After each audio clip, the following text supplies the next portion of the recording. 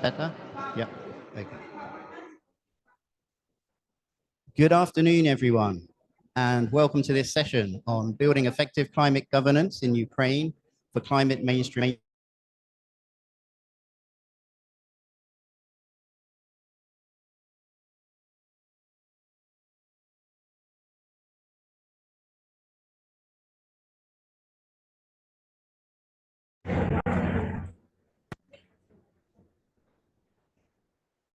Advice in the latest scientific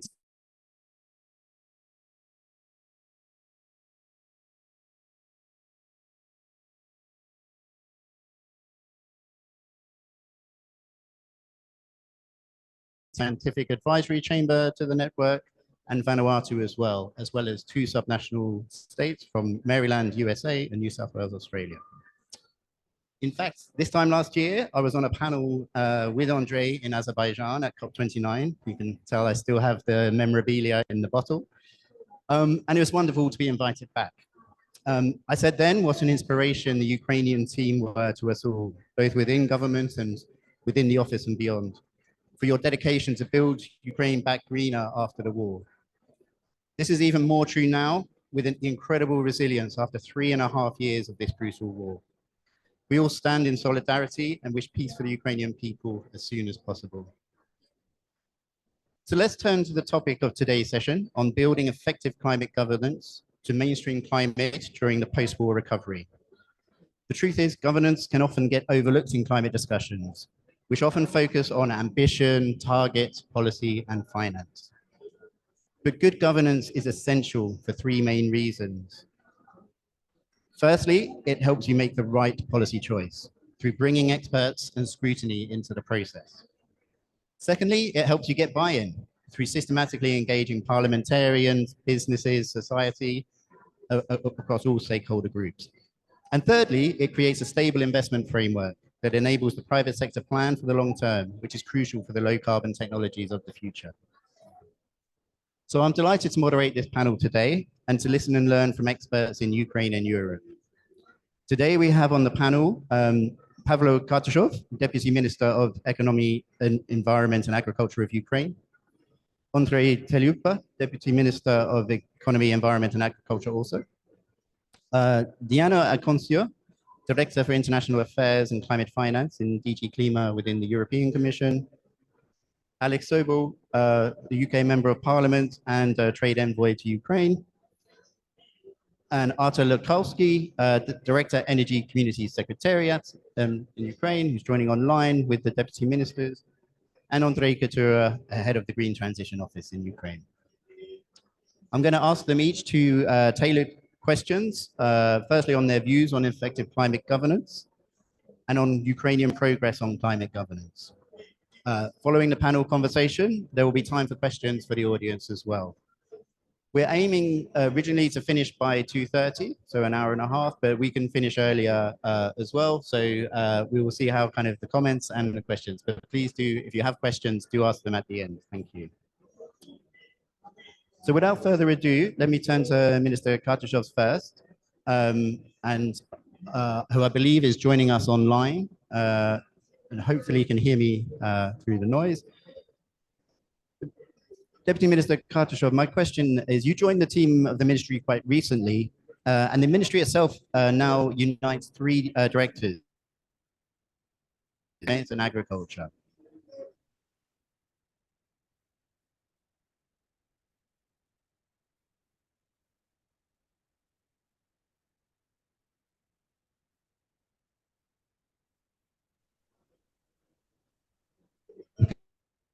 No. Is the minister there? He's just coming. Yeah. Hello. Can you speak up, please? Because yeah, I lost you. Connection is not good. So can you repeat the question, please? Yes, of course. You joined the team of the ministry quite recently, and the ministry now unites three directors: economy, environment, and agriculture. In the conditions of the ongoing war, how do you see the climate policy of Ukraine and the place of climate governance within it? Thank you so much. It's my pleasure to be here with you today So first of all, I would like that this is the first time in history when we have a ministry which unites economy and environment. So it's very unusual combination.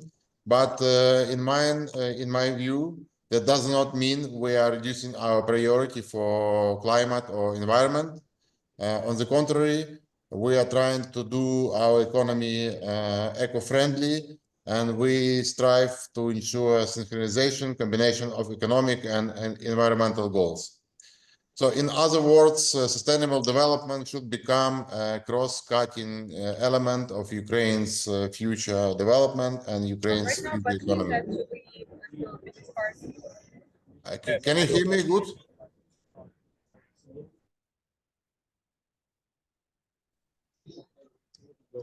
Sorry, can you hear me? Yeah, we can hear you now. Thank you. Okay, so I will go on. Second important component of our strategy is to work on attracting targeted green investments in Ukraine reconstruction. Probably a lot of people knows that we have a Ukraine investment framework, and there is a cap, so at least 20% of whole financing going from EU should be allocated to green projects. And Ukraine reiterated that it recognizes itself as integral part of European Union and its European Green Deal.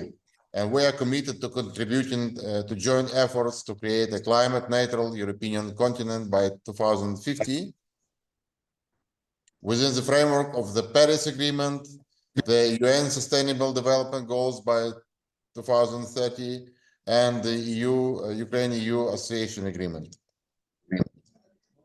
Also, we adopted a climate framework law in 2024 last year, and we have objective of reaching climate neutrality by 2050 envisaged in this law. Recently, the Cabinet of Ministers approved the new national determined contribution these months. So it's setting up the target of reducing GHG emissions by more than 65% by 2035. In accordance with the above resolution, we now submitting the nationally determined contribution to the Secretariat of the United Nations Framework Convention, and this is going to be part of Ukraine's continued implementation of the Paris Agreement. Also, in 2025, in February, the government resumed mandatory MRV emissions at installation level. This is a clear message to the business that despite the difficulties and significant damage caused by Russia to Ukraine by its military aggression, Ukraine is sticking to our international obligation and in particular climate obligations.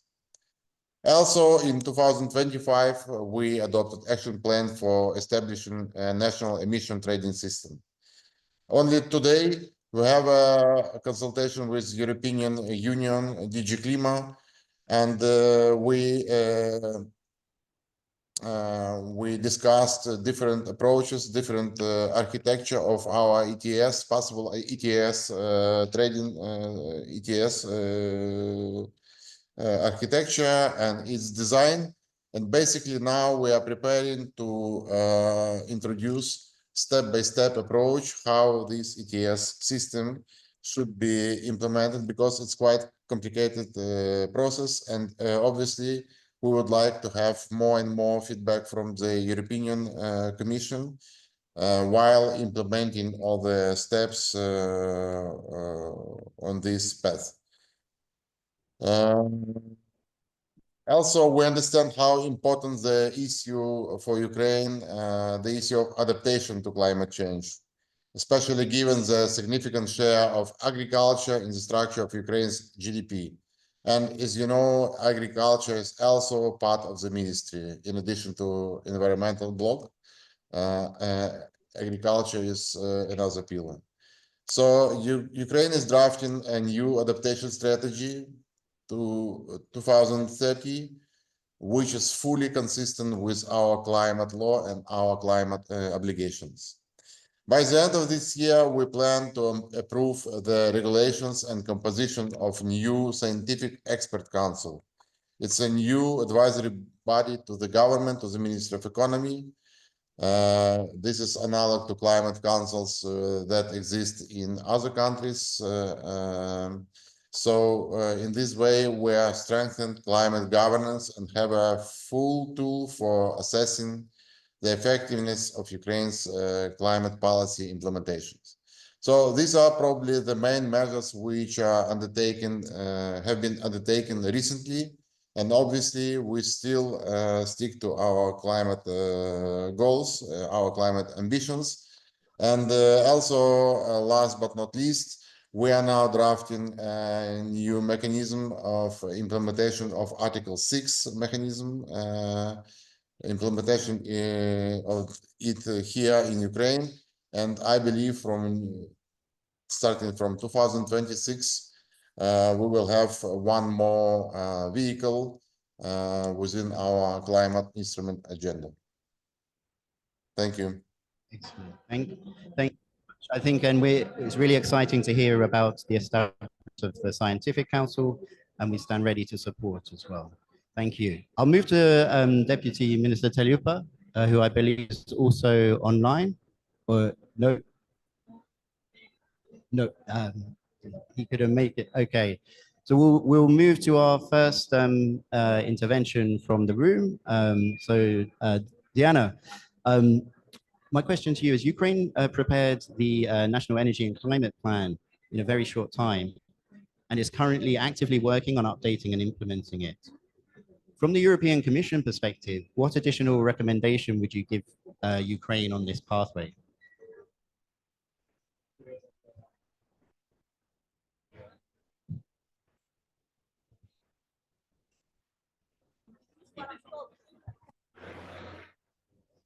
Thank you for the question. Thank you for inviting me, Deputy Minister. Very nice to meet you online. You were a few minutes ago. You were with my DDG, with Jan Dusik, discussing exactly the ETS. So it's a very short distance that we meet. First of all, was to reiterate how much the European Union stands firmly by Ukraine and how much we appreciate and commend its commitment in advancing its climate and energy agenda, even in the face of the present adversities. And we also welcome very much its ambition to ensure a green reconstruction. And we will support Ukraine through this difficult, but also very promising path, very full of potential.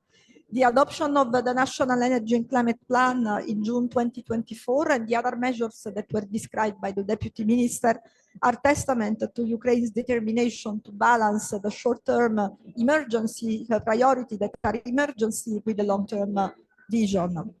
On the NECP, first of all, the NECP is a very important feature of the governance regulation for the energy union and climate action of the EU.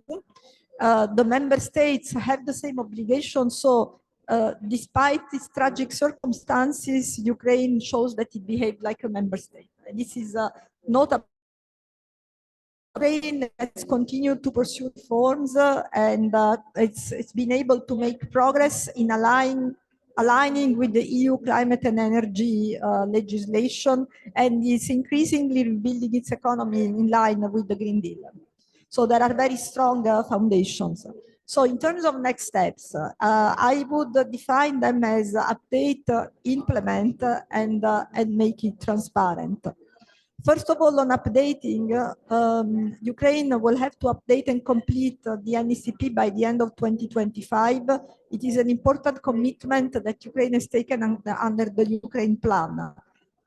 important areas in the present circumstances could not be covered, but we should address the shortcomings. So we look forward to seeing a new version soon.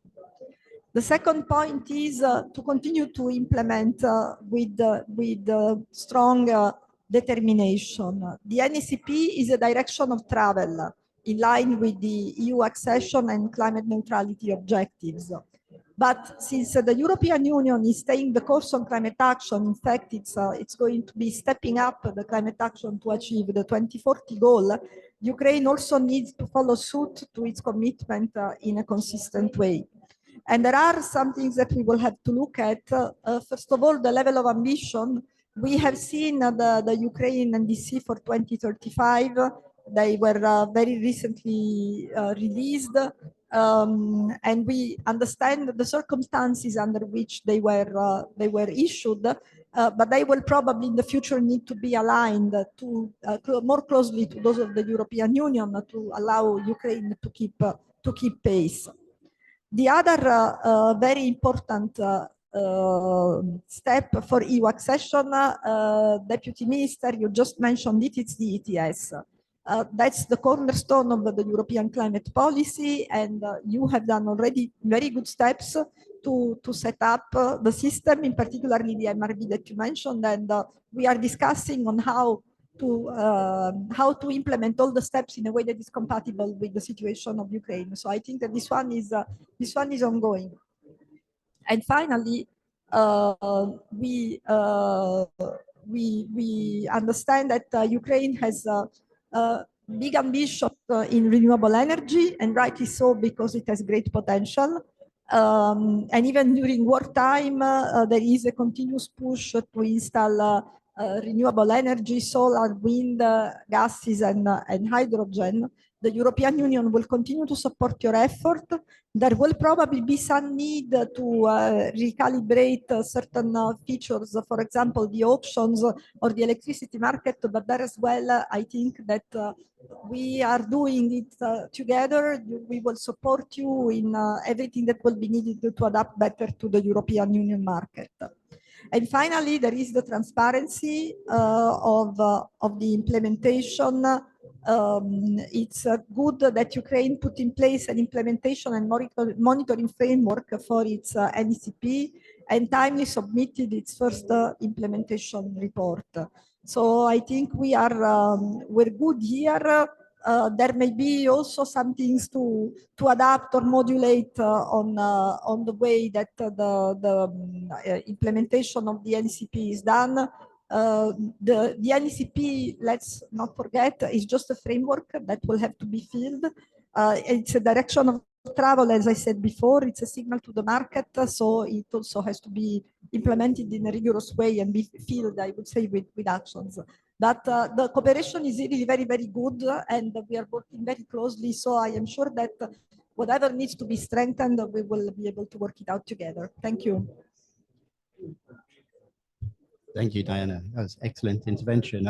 I think on the transparency, yes, thinking through how kind of advice into the NECP can be kind of transparent from the Green Transition Council, the New Scientific Council. This, I think, will greatly help as well. Let me turn to Arta from Energy Community Secretariat, who is on the call. No.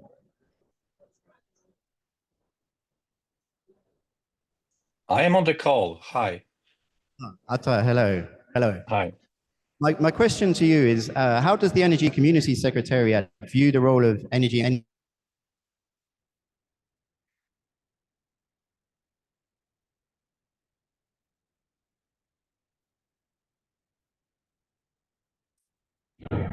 Sorry, I lost you. I think the quality of connection is very poor. I'll simplify the question. It's really your views on the climate governance frameworks and the no regret measures for climate governance in Ukraine. Yeah, sure. First of all, it's great being with you online. And yeah, as Deputy Minister and also as Diana explained, for Ukraine, the destination point is the European Union, definitely. However, the energy community framework, the institution I'm representing today, is Ukraine's, let's say, fast track to the EU compatible rules, putting non-regret reforms in place today so that the recovery can scale tomorrow after the war will be finished. The energy community front loads EU methodologies and standards through a clear requirement, legal requirements under the governance regulation. The adoption of Ukraine's National Energy and Climate Plan last year clearly demonstrated the value of the treaty as a strategic asset in Ukraine's hand. I would like once again use this opportunity and thank all of the partners and sponsors who supported the preparation of the NECP. As it has been already explained to some point by Diana, the NECP is the operational backbone of the energy and climate governance as provided by the European Union.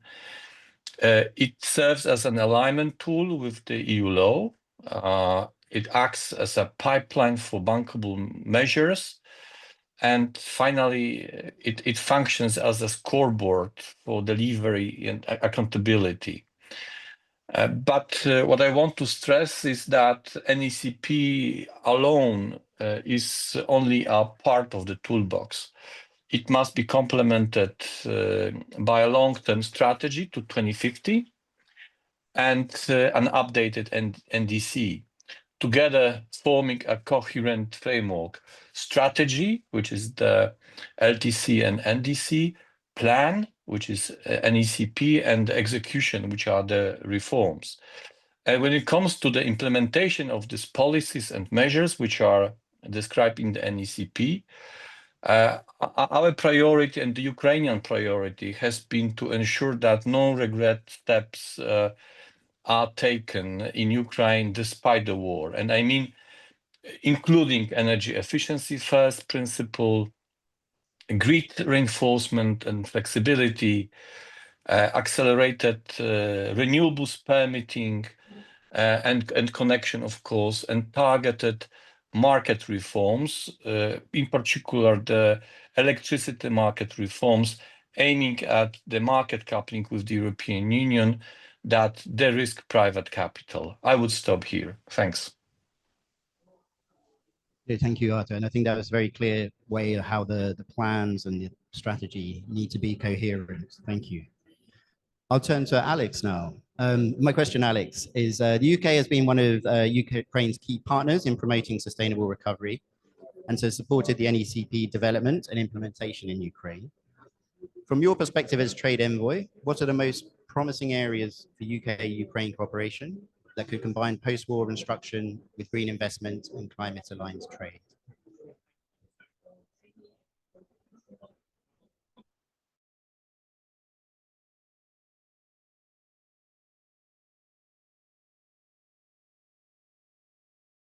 Enduring and unbreakable. We've signed a 100-year partnership with Ukraine, the first country to do so. A key pillar is a clean energy and climate transition. So this is a vital topic. As I said, we're a key partner to Ukraine, and through the 100-year partnership, we have collaborated on the national energy and climate plan. Development in wartime is nothing short of remarkable. We need to remember the difficulties and obstacles Ukraine has in implementing a transitional pathway. This achievement demonstrates three critical points: a clear commitment to a clean energy future, long-term climate resilience strategic direction, commitment to predictability to unlock investment. The UK has supported both the development and now the implementation of the NECP. So from my perspective as the UK trade envoy, the most promising areas for UK-Ukraine cooperation lie at the intersection of post-war reconstruction, green investment and climate-aligned trade. So these would include issues such as renewable energy deployment. For instance, we've just seen the 100 million deal between DTEC and Octopus Energy in the UK as an first example of such a partnership. Which is a solar project. We're also looking at wind projects and other renewable projects where UK expertise and finance can help significantly scale Ukrainian capacity.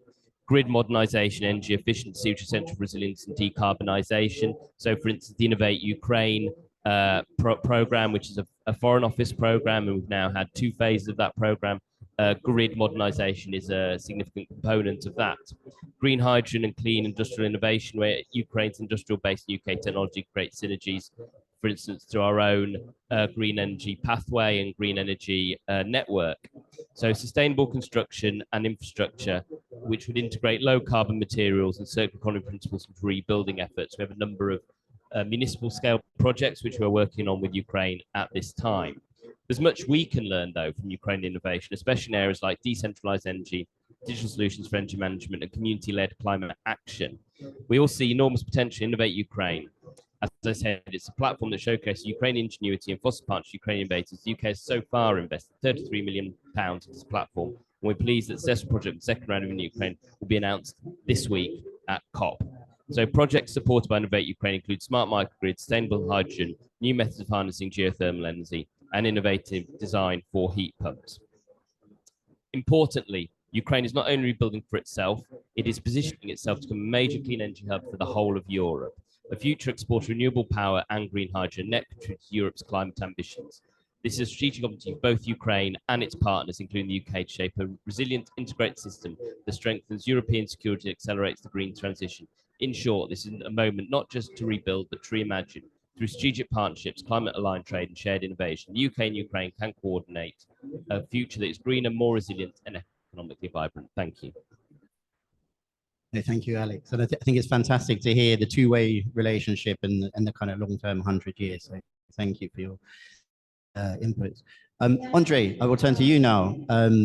And my question for you is, for climate mainstreaming in general, as well as for the implementation of the NECP, it is very important to build an institutional framework and transparency at different levels. What is already available in Ukraine and what is lacking, and what support is needed from partners? Thank you very much. Thank you for the questions. I hope you can hear me. Okay, great. I believe our government or our side in general already completed the first stage of this large task. I mean, we have in place framework legislation. We have in place long-term targets. We have in place NECP as also very strategic document with very practical implications.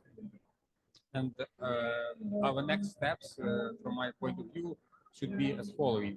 We must take care about practical implementation of all the strategic high-level documents.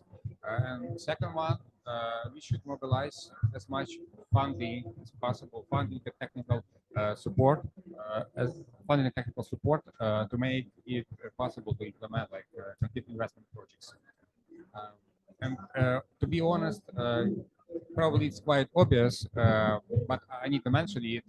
For the last 3 decades, Ukraine achieved tremendous GHG emission reduction, but unfortunately, mostly it was achieved because of different external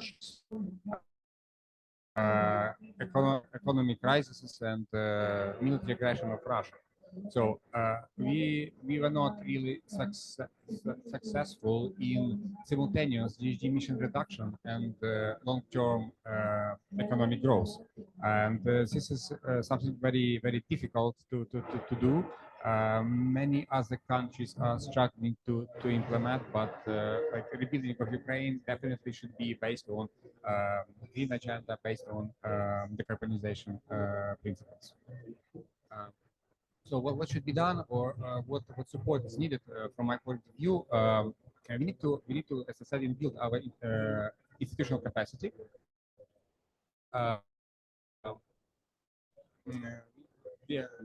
We are going to increase capacity of our climate council body. This office has been active for Ukraine, participating in the internet as well. Thank you again for that. To the end of this year, we will have the council plus secretariat, which will of the council, like a next step in developing climate governance in Ukraine. Also, we should move we should transpond our strategic documents, as I said, in concrete roadmaps National Energy and Climate Plan. I mean, document with vision how we will achieve particular targets and measures in different sectors dedicated to energy efficiency, energy security, decarbonization, climate change, and etc. Also, we launched this year interministerial working group dedicated to energy and climate. It will be our political vehicle to coordinate the ministry, the government, and implement particular policies. We are working on secondary legislation related to monitoring of climate policy. Our vision is to build a monitoring of climate policy based on more broader foundation, which is NECP monitoring. As it was mentioned by previous speakers, indeed, we have in place quite comprehensive system for data collection, of course, with some limitations because of war, because of lack of data, but still we are trying to improve it. Looking like additional support, I truly believe that we don't need more efforts in coordinating some other projects or efforts of different ministries, but indeed we need our partners to be with us in implementation of quite complicated EU regulations like EU ETS, like RED 3, like all the needed requirements for energy market coupling, and many other policies which will probably take us a couple of years to implement. And as already was mentioned by the Deputy Minister Kарташов, as a part of the Ukraine facility, we have a requirement to channel at least 20% of funding from the EU to green projects, and here probably we need also support and from our EU partners or international partners.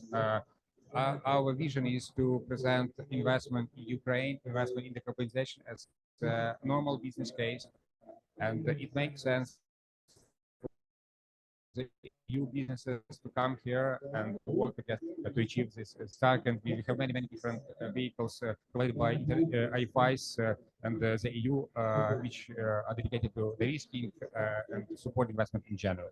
Thank you. Thank you, Andrei. And as you, we stand ready to support you, and through our European regional group as well, we hope our members can support as well technical assistance. So we'll ask one more question each of the panel, and then we'll open for questions from the audience. Deputy Minister Kарташов, if you can hear me, you mentioned earlier that Ukraine is planning to establish the Scientific Council at the government level. What role will the Scientific Council on Climate Change have, and how do you plan to ensure its independence and effective work in practice? Thank you for this question. It's a very good question. So in addition to our climate governance, which we have in the ministry on governmental level, so we're trying to set up expert council on climate change and zone layer preservation to make sure we have good expertise which is connected to the government, and to use this vehicle on demand basis. So basically, the Climate Change Council should be established to provide a robust scientific foundation for our climate policy.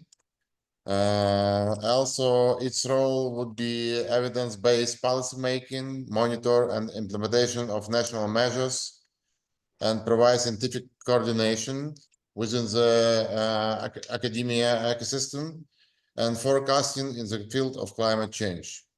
So basically, main objectives would be defined as, first of all, this is development of recommendations and preparing analytical reports on our request. Secondly, it's providing expert opinions, comments, and proposals.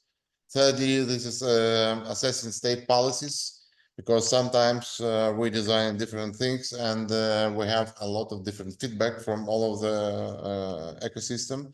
So this is a very useful vehicle to have good expertise and good analytics in one place.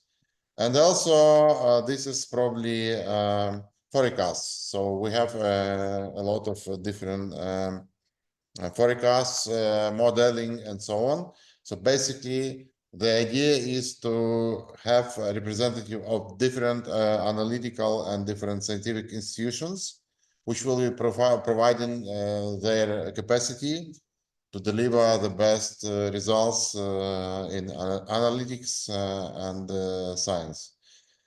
That is a general idea, and only today we have our intergovernmental discussion, and we invited all the stakeholders. There are a lot of different feedbacks, how it should be designed, how it should work. And obviously we have very good discussion, and they will discuss that this scientific council should have a secretariat. So it's some kind of operational basis. We definitely need to have some people which will be dealing with this instrument on daily basis. And we discussing different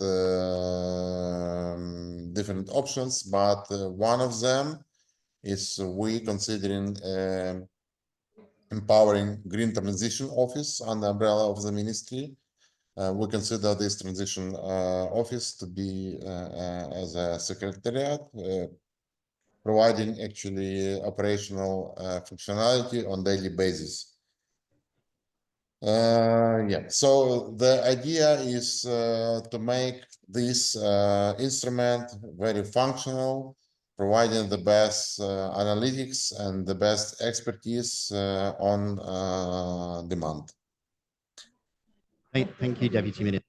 And also probably I would like to especially thank the UK government, to European Commission, which are steadily supporting us in different aspects. And I believe we have a number of projects which are supported by UK government and the EU. And obviously they will be directly stick to this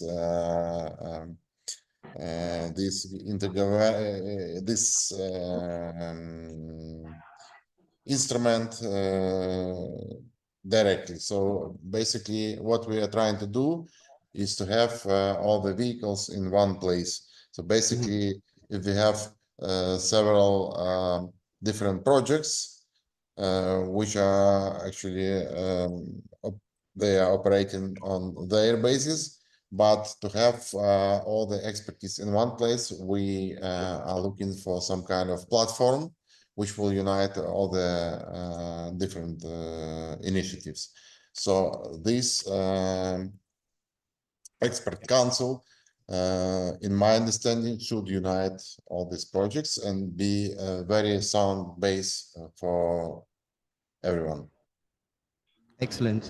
Really interesting, Deputy Minister. Thank you. I think two reflections quickly on what you've said. I think on empowering the Green Transition Office of the Secretariat. I think we've seen in other countries on our network where they may create new secretariats or new bodies alongside existing ones. And actually that gets very complicated and, you know, duplicative. And so, yeah, I think where there is an opportunity to use kind of existing institutions or kind of evolving them to kind of service rather than creating and duplicating, that I would advocate for that. And I think also we have lots of members from and I'm sure we can kind of provide some insight and kind of, if you want discussions with ministers from countries with councils to look at the kind of different models and the levels of independence and so on, we can definitely provide some of that if that's useful. Thank you. If I may, I just want to add that this example of Green Transition Office, it's from my personal perception, from what I see, it's a good example how the project could be implemented into ministry capacity. So it's effective, it's very agile, it's flexible, but at the same time, it providing very good result and achievables. Yeah, thank you. Diana, I'll turn to you. Thank you. My question is, we even hope that somehow we can add national language. We have someone else on the line speaking. Documents approved here Just one today. moment. Because we all know how important it is for the mayors and the governors to be leading on the climate adaptation and mitigation agenda. They're the ones that have most of the powers to do things. Okay. They control waste. If we just wait one moment, we just have sometimes next door, energy, I think, the way you beaming in our you ears. move yourself through the city, the land use. So here everybody agrees on that. But we know that to create the infrastructure for resiliency that our cities need. It's a very interesting talk on the other Most of the lines, but cities that hopefully we are can return to really our talk in a affected by moment. climate change. Don't- Okay, that's it. Yeah, thank you. So Diana, what should be the role of Ukraine's NECP in climate governance and post-war recovery from an energy perspective?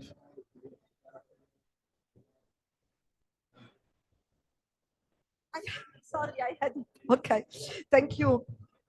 The plan is a strategic document for the transformation of Ukraine's economy and energy sector. So it is central in its efforts to modernize and decarbonize because it gives certainty, predictability, so it builds trust. And a credible and robust NECP with full approximation of Ukraine to the EU energy and climate legislation will stimulate investments in clean energy technologies, grid modernization, industrial decarbonization, and energy efficiency, and define Ukraine's economic and energy landscape for the next 30 to 50 years. Thank you, Melania. So thank you, everyone. Thank you for the gentleman speaker here. So I'm Mariati Abdullah, the Ford Foundation Indonesia office will. Okay, yeah, it works again. So, and it's a demand, certainty it's a demand of investors. It is very important. And here I would like to connect to what Andrei said before, that Ukraine has goals, but it needs investment. And indeed, to have credible strategy is very important to attract investment. But yes, you need finance. And you also need further technical assistance to make sure that the framework is conducive to the finance. So hereby, I would like to say that in DigiClima, we have a small team, but we have a lot of knowledge, and that we stand ready to support Ukraine, to also support the Scientific and Expert Council if needed, to support the climate change, how it's called, the Climate Change Council. So we are really happy to engage and to also help. If you need help in designing the projects, we are not experts, but we can give you references and also experience in Europe.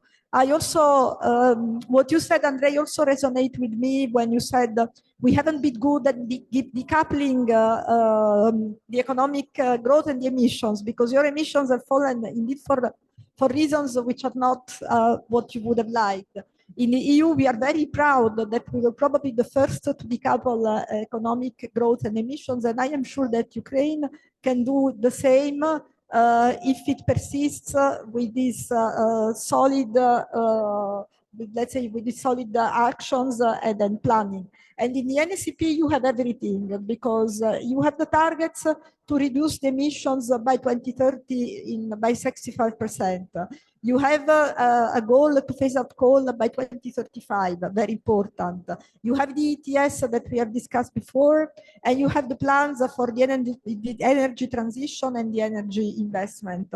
So I think with this planning, you have a solid basis. And as I said before, let's continue to talk and let's continue to see how Ukraine can create the best conditions in spite of the tragedy that it's going through to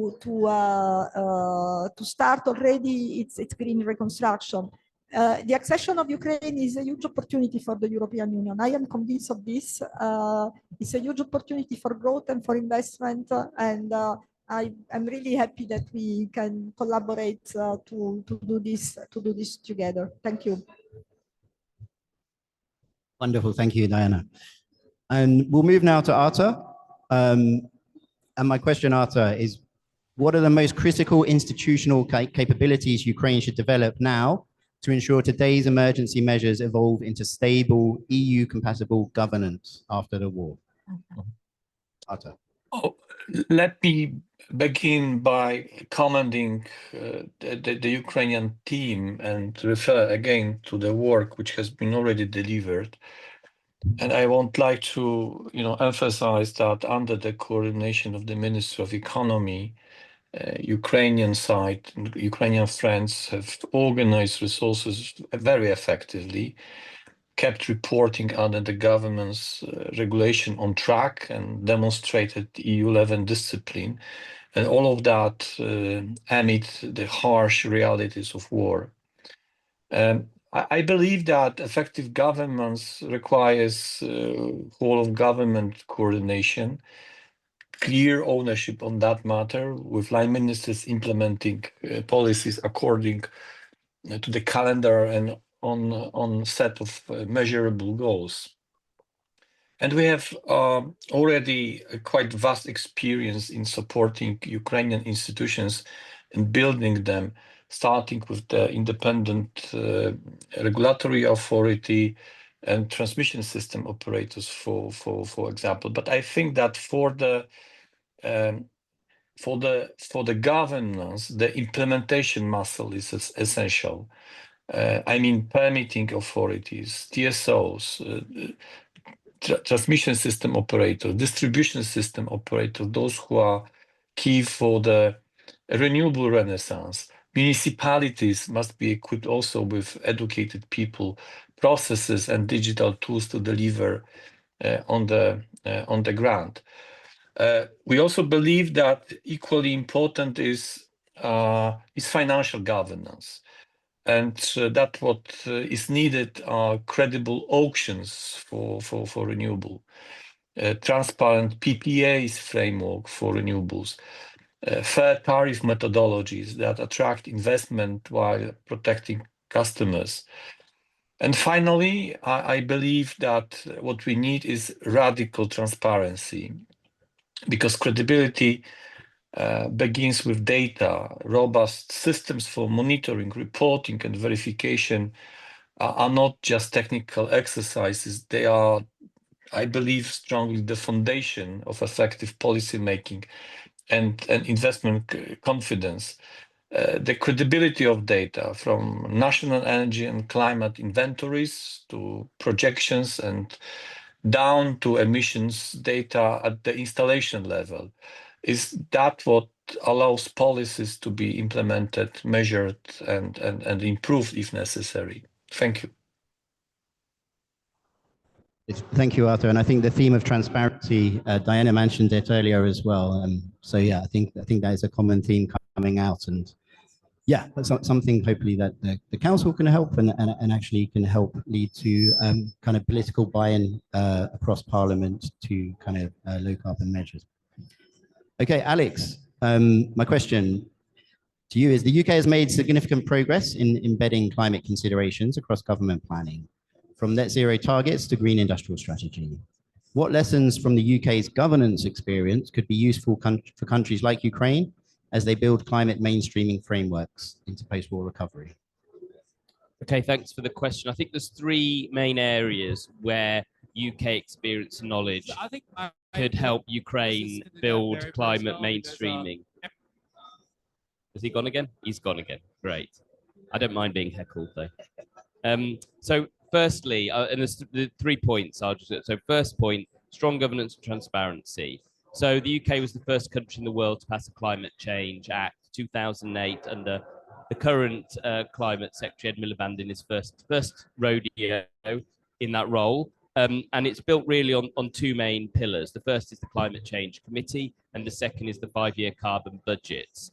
The carbon budgets align very closely with our national term contributions made here at COP, and filters down from the national level right down to local authority level.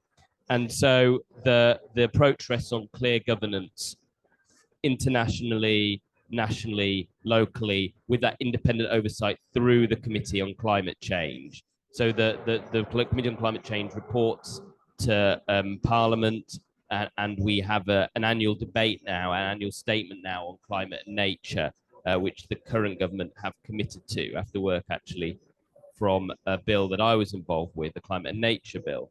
So we have these legally binding commitments. This gives confidence to investors through political cycles. So the last Conservative government updated the Climate Change Act in 2019. So we've had that clear cross-party consensus on climate.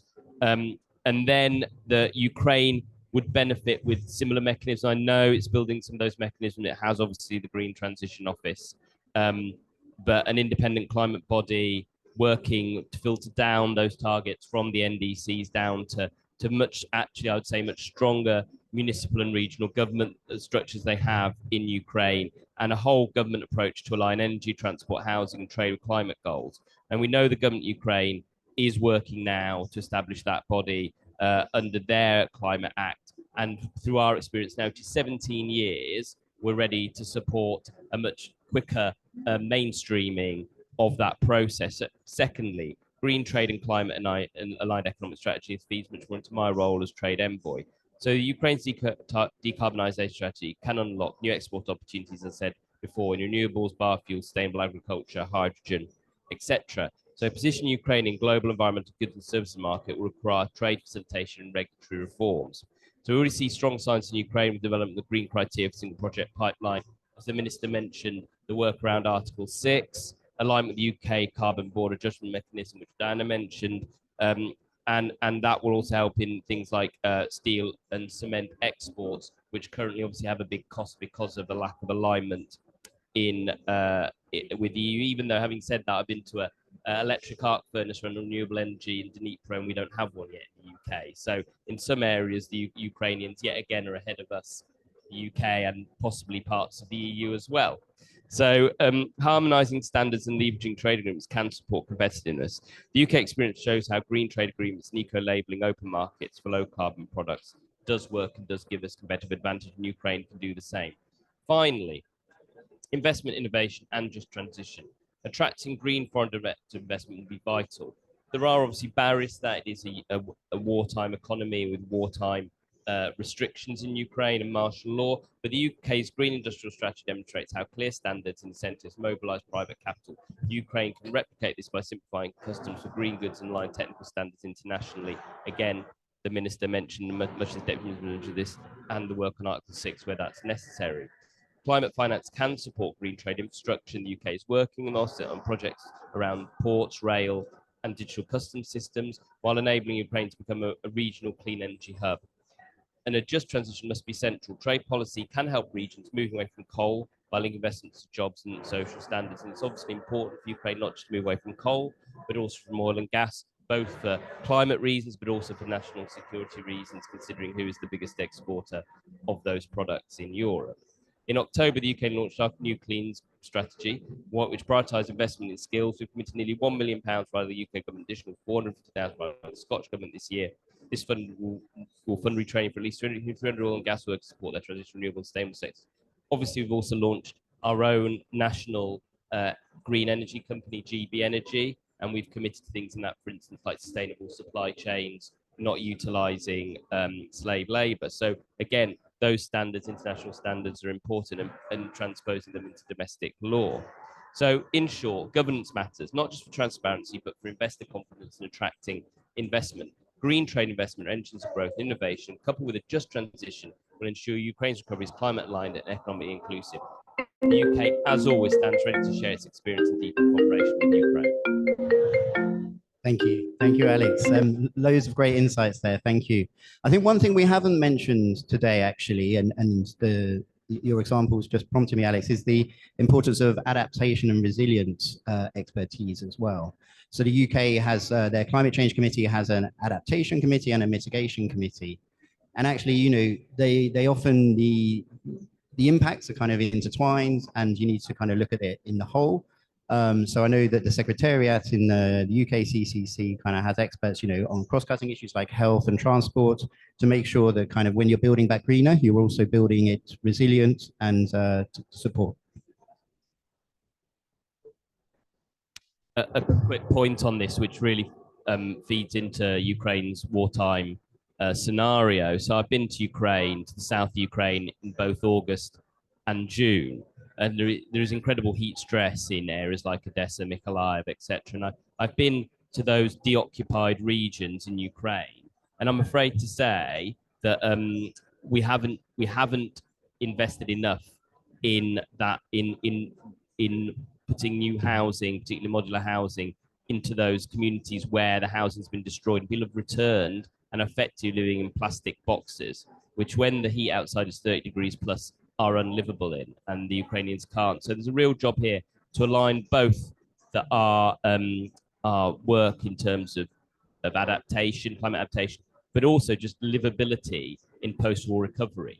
I think it's really important that we remember that we're doing both those things, and we are effectively, in many areas, deoccupied areas, Ukraine, rebuilding a new country from ground up. And so we need to build back better, as the Ukrainians say, and ensure that it is climate ready and climate adapted. Excellent. Thank you, Alex. So my final question, Andre, to you. What are the key challenges in developing climate governance in Ukraine? What gaps and barriers do you consider to be the main ones, and how do you plan to overcome them? Do you hear me? Okay, thank you. If we set out like our work risks, macroeconomic problems, and maybe demographic issues, I will admit probably two key problems or two key barriers. The first one, so far, unfortunately, we are just learning how to build capable institutions in general in Ukraine. And climate governance is a very, very complicated system of multi-level system, which combine all possible economy sectors, level of authority, and the key element of it is so-called climate council. And for Ukraine, it's really something very new, very unusual. So hopefully we'll be efficient in this task as well. As Mr. Kарташов said, we will have in place needed regulation to the end of the year. And in a year, hopefully during next COP, we will be able to show you progress in this on this topic. So one of the huge problem, huge barrier would be to build needed capacity, independence, practical content for practical case, even I would say, for climate council. Second one, also quite general. Unfortunately, our need in expertise is much more larger than our capabilities. What do I mean? Even before the war, the total amount of, let's say, climate experts in Ukraine with needed experience was not so high, and because of the war, also unfortunately because of different reasons, some of them are not in Ukraine, and it's a very long process to build this capacity internally. And we had this discussion with different ministries, and at some moment I remember the question: okay, how many persons do we need for that? And the eventual answer was 10,000, more, or 100,000. I mean, we need to transform our country, all in each sector.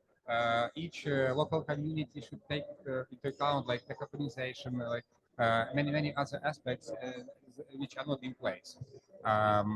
So all of that problems are long-term, systemic, and we will need definitely collaborate with our partners.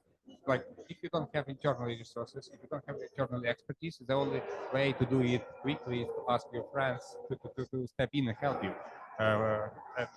It's really to our luck that like the UK, the EU are on our side, and like all of us put our skin in the game, and now like it's in our mutual interest to be successful in long way.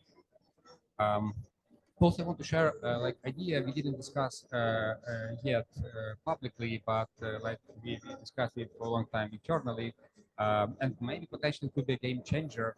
The idea is as following: like at some we have in the history, some cases when countries were in a moment of huge transformation, and they launched kind of very high level councils or advisory panels for the top level, which consist of like the best experts in this sphere. Like I truly believe that decarbonization, transformation of Ukraine after the war, even or starting during the war, simultaneously is our pathway to the EU is probably the most.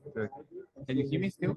Okay. The most challenging task for any climate expert in the world. I mean, and what if we will be able to attract the interest of, let's say, world level climate experts, maybe Nobel Prize winners, maybe top politicians who have accomplished in their careers everything they want, and they need another challenge. Yeah? Why it's what's an opportunity for Ukraine? Because our government is truly open. I mean, like we must do something in a year what others have been doing for 3 or 5 years. We have no other choice. So we are in a very unique position when advice from really knowledgeable persons could be transferred to the highest level of leadership in our country and be part of this long way to the EU and to country in line with all our expectation of like decarbonized, carbon-free future. Like idea is to try this discussion, and we'll see. Maybe we will see some interest from such experts all around the world. Thank you. Thank you, Andre, and fantastic closing question and answer. I think you have many friends all around the world, and we're all here to support you for the long term. You know, we can let's talk offline, but we can definitely think about approaching, say, the Circle of Presidents and other kind of, you know, very high-profile networks of climate leaders to support you. I'd also mention that some countries on their climate councils have international experts as well. So where they don't have the resources, sometimes they have a mix of kind of national experts with international ones as well. So lots to explore, Andre, and we stand ready to support. Okay, we have time for some questions now. Is there anyone who would like to ask a question? So if you just say who you are and where you're from, and then ask your question either to the whole panel or to a specific member.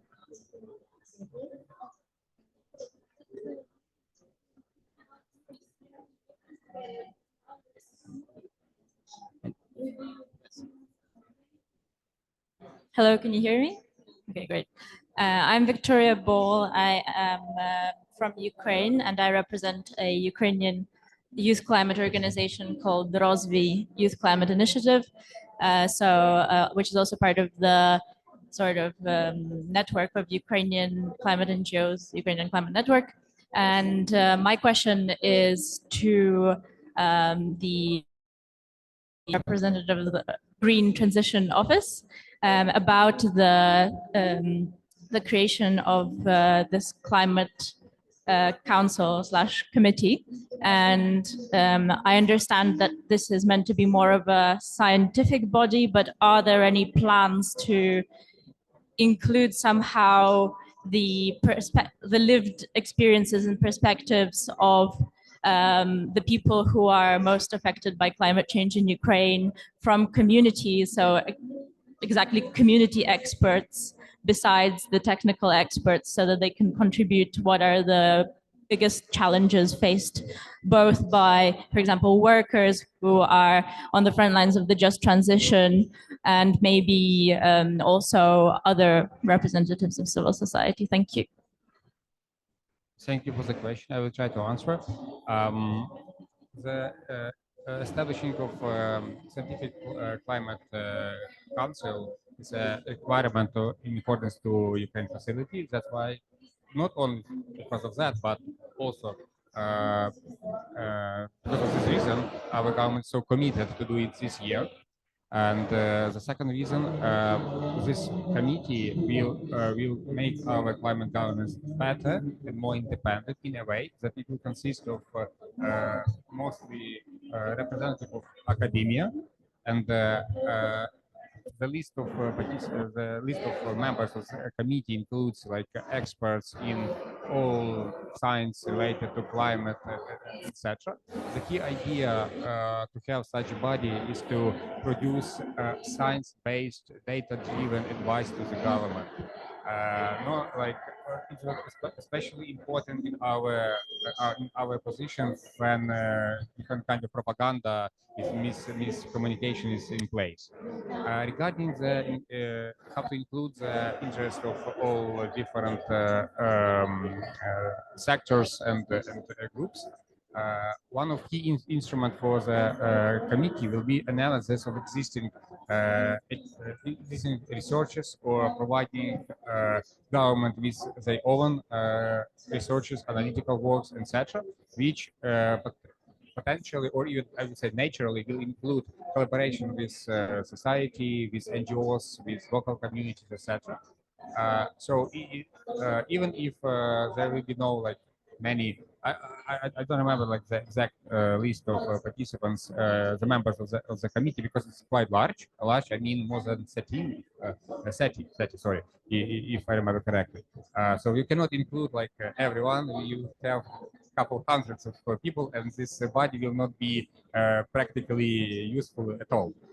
So my suggestion would be just wait.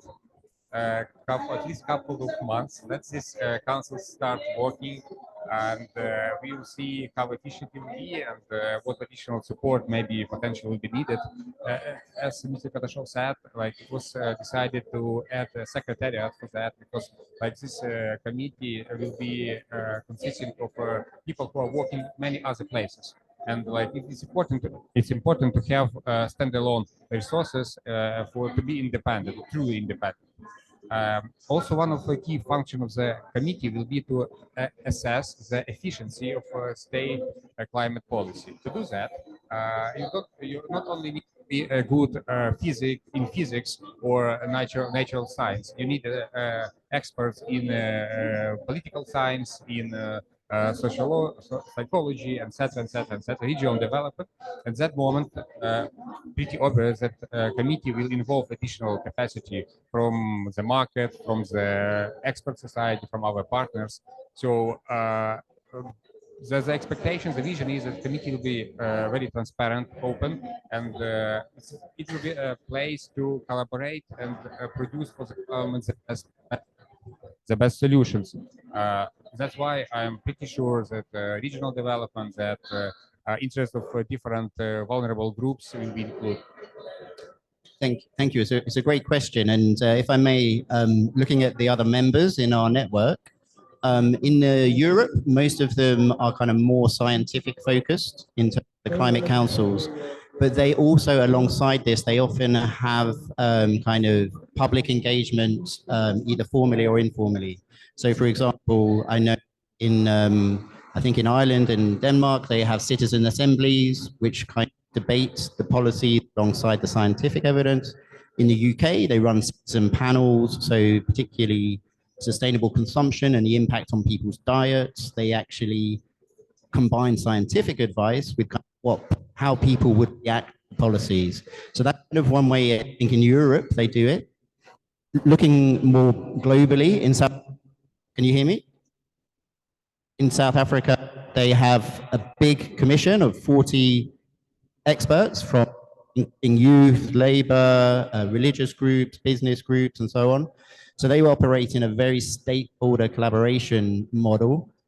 And then in Brazil, who joined the network this week, they have a scientific chamber, but then they have a business chamber, then they have a civil society, youth and labor chamber. So they have these, there's lots of different models, and I think it's important, to pick the one in each national context.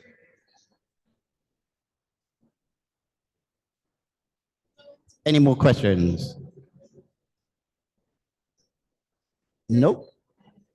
Okay, well, if I'll just turn back to the panel for kind of one thing to end on, which is really reflecting on what you've heard today. What is the one thing you would like to see change within Ukraine's national climate governance? And I'll start with the Deputy Minister, if he's still on the line. Yeah, my dream and my first goal is to improve institutional capacity.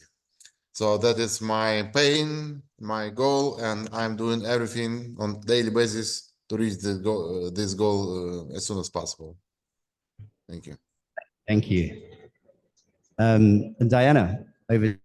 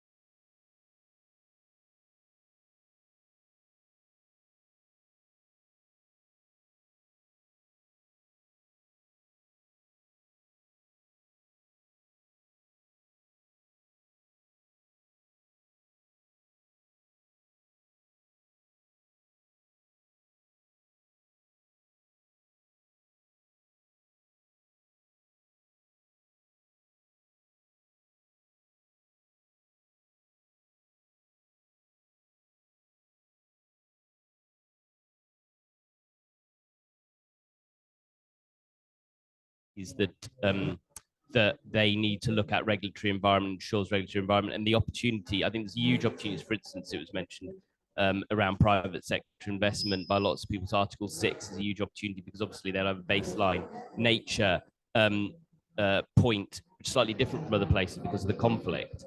Secondly, and I need to say this really in my trade envoy hat, it'd be great to see more joint ventures between Ukrainian energy sector particularly and others, obviously the UK at the forefront.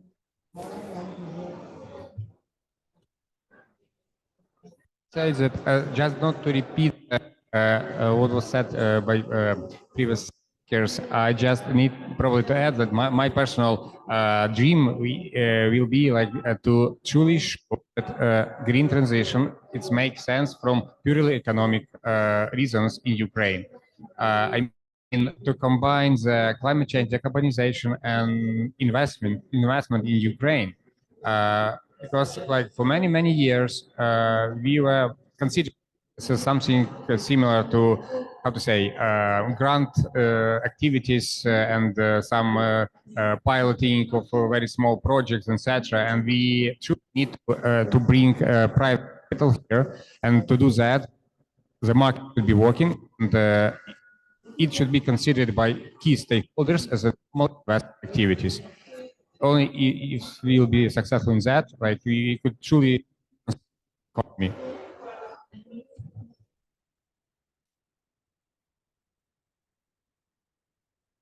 Do you have one key change, Arthur, if you're still on the line?